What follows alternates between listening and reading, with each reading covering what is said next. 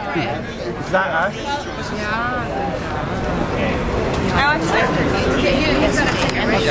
Hey, just come with me. Oh, okay.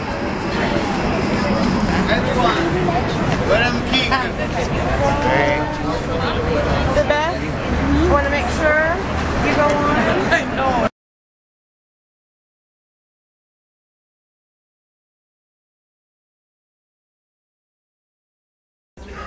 Hi, I'm Kate Sabaris. I'm from Oakville, Ontario, and right now we are watching Where I'm King, or in Tagalog it's Hari ng Tondo. Is that correct? Yeah, that's correct. And we are here to watch it because, not only because it is the film festival, but we are very curious as to how Filipino cinema or cinematography is. So you're more on the technical aspect of the film. Yes, exactly. Yeah. But have you ever been to Manila, to Tondo? Yes, actually, I've been to Tondo, and I know exactly what it looks like. But this was in year 2000, so I'm kind of also curious how Manila looks like now. The last time I was there was also in 2012, but very brief. Yeah, but I'm very excited for the movie, especially because it is a Filipino movie, and I see that there's a lot of diversity that's watching. To be honest, I thought it would be mostly Filipinos, so I'm very happy to see a lot of diversity, to see the people that are watching the film. So. Okay, thank you.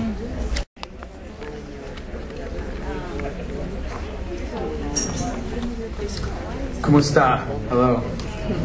Welcome to the 39th Annual Toronto International Film Festival. My name is Ravi Srinivasan, and I'm here with the program department. I'm very delighted and proud, my mother's a Filipina, to bring you Carlos Siguion-Reyna's Where I Am King. Just want to let you know that this film is eligible for the Grolsch People's Choice Award. There's two ways to vote. You can either take your ticket stub and place it in one of the ballot boxes outside of the venue, or you can go online and use your barcode to vote. Carlos has been a mainstay at our festival over the years. Several of his films have premiered here, and this is his return to cinema. It's been 14 years, and we're very excited and very delighted to have him here. And without further ado, please welcome Carlos Siguion-Reyna.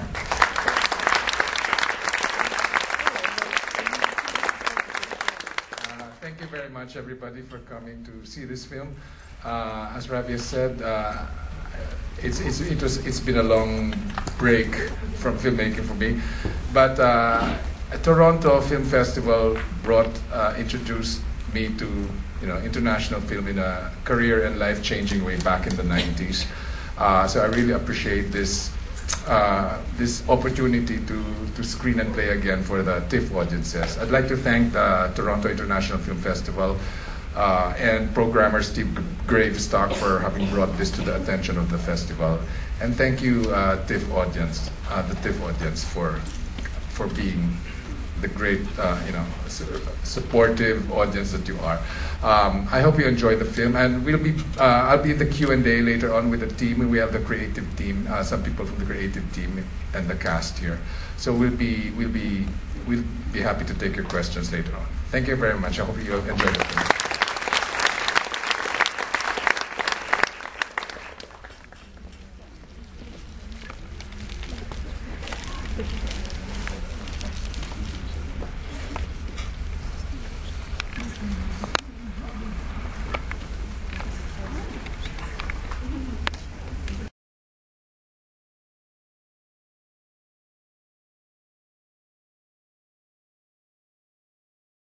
Relationship film.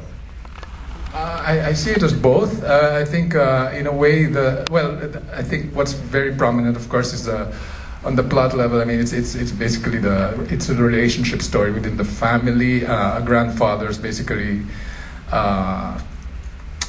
he wants to educate. He's the one who comes out learning not a few things about his own history.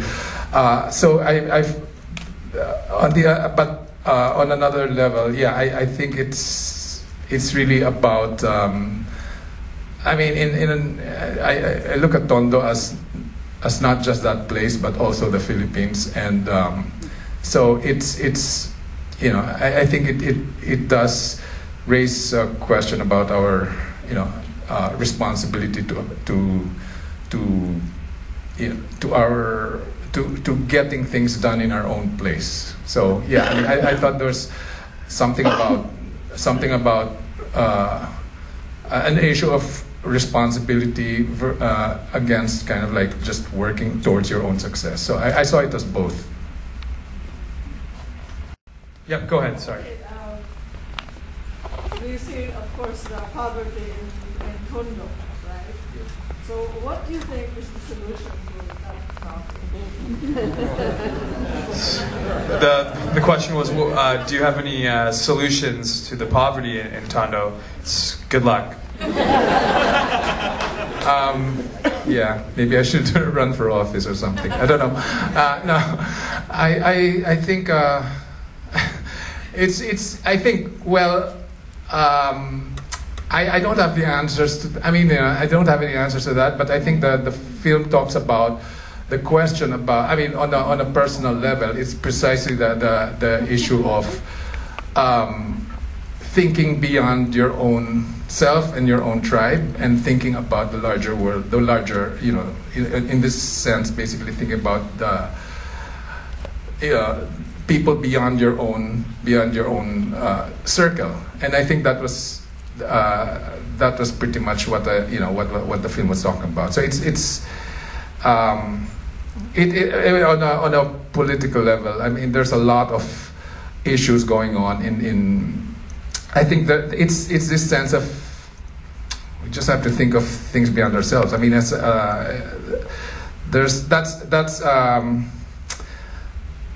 selfishness is an issue, and I think also aside from that, it's the I don't know, said that the systemic there is a system in place that kind of like we were just talking about this before the screening. There's a system in place that kind of like protects the establishment and kind of like makes it difficult for other, it's been an ongoing thing since the independence of the Philippines. There's the classism. It's a democracy, but there is in theory social mobility, and there is, but it more and more it's getting more and more difficult because there is an establishment that protects itself in the political arena. So I think we were hoping, that this is just raising questions about personal responsibility, and I hope it stimulates some of those thoughts in the people in the establishment. Wondering, what drew you to the project, or maybe, how did you feel about working with Carlos and his return back to cinema? Of course, it was a very welcome opportunity to work with a director who has studied at the New York University. It was a great opportunity for me because, just like the song suggests, sige lang ng sige, I just went on and on as an actor. No? And I've been in the business for the past 51 or 52 years. And this is a lead role that I have not had for the past 28 years. My last leading role was sometime in 1982, I think.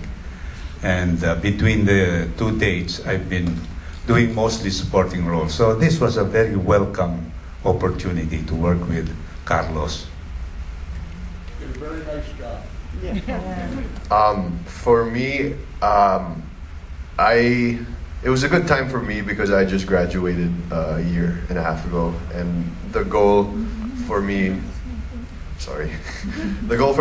within the year was to have a reel for myself, enough footage to have a reel. And when they came up with the script and came up with the movie, there's no nepotism though, I swear.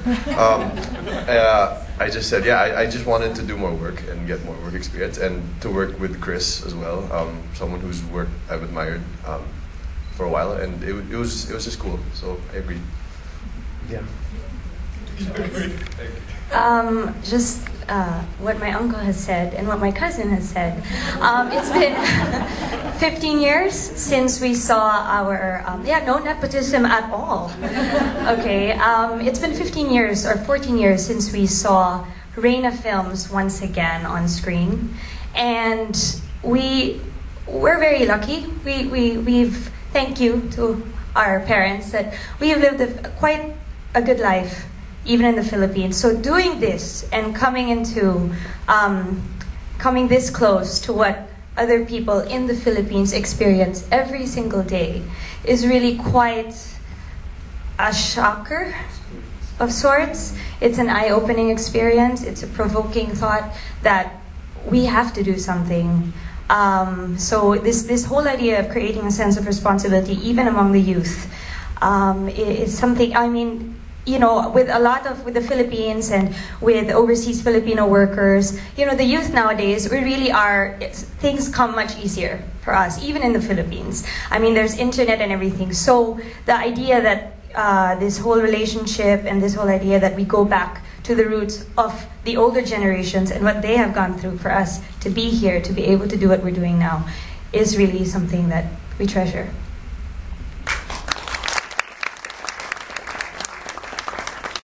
Your sexual orientation and the fact that there were not one, but three lesbians in your movie was quite interesting. And I'm wondering if your movie reflects the attitude or the approach in the Philippines to sexual orientation. Did everybody hear that? Yeah. Okay. I think, does it reflect the general attitude, you mean? Is that the question? Yes. I think that, it is common, I mean, it is generally accepted, and I think there is still homophobia going on. There's still, you know, and maybe if there's any feelings like that, I mean, probably in official, you know, circles or in professional levels, it may be kind of like buried. It's not so overt, but there's some of that still going on. But I think, I mean, one of the things that I noticed in this place when we went, I mean, during the research, during the pre-production period, and in the writing stage when we went to Tondo and doing other, you know, character research, we didn't really observe. We basically didn't see. It was fairly open in this place. So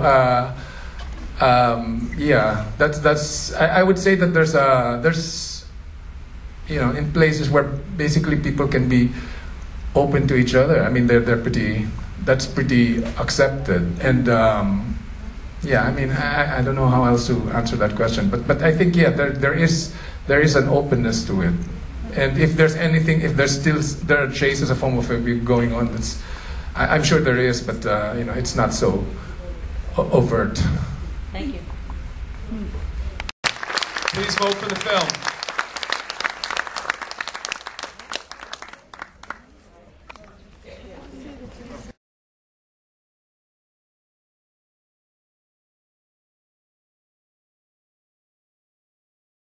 Yeah, how do you feel about the film?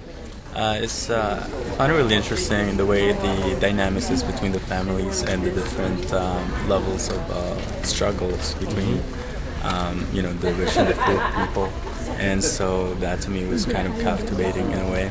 And I really like the fact that in the end the main character Carlos learned something about himself as well, and not just bestowing blessings upon the grandparents or the grandchildren.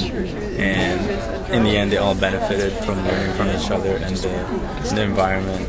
And that's a great tool, or it's a great way to communicate how life in Tondo is, and compared to, say, like if I'm trying to compare it to my life here, it's very different, and to see that is very, very enriching, and learned a lot actually from this film. Okay, all right, thank you. Thank you. So you went to see the film? Yes. So how was it? Very nice movie. It was a good depiction of real life in Tondo, I think, as per my observation. I love my children to watch it because it shows not only the how the queerness of the Philippines, but the beauty of our culture, of how we go back, try to go back anyhow, and relive the past to help. Very nice movie. Okay, thank you.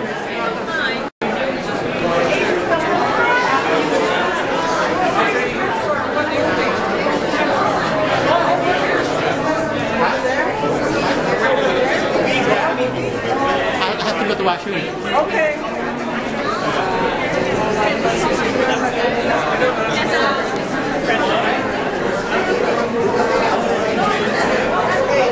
Thank you.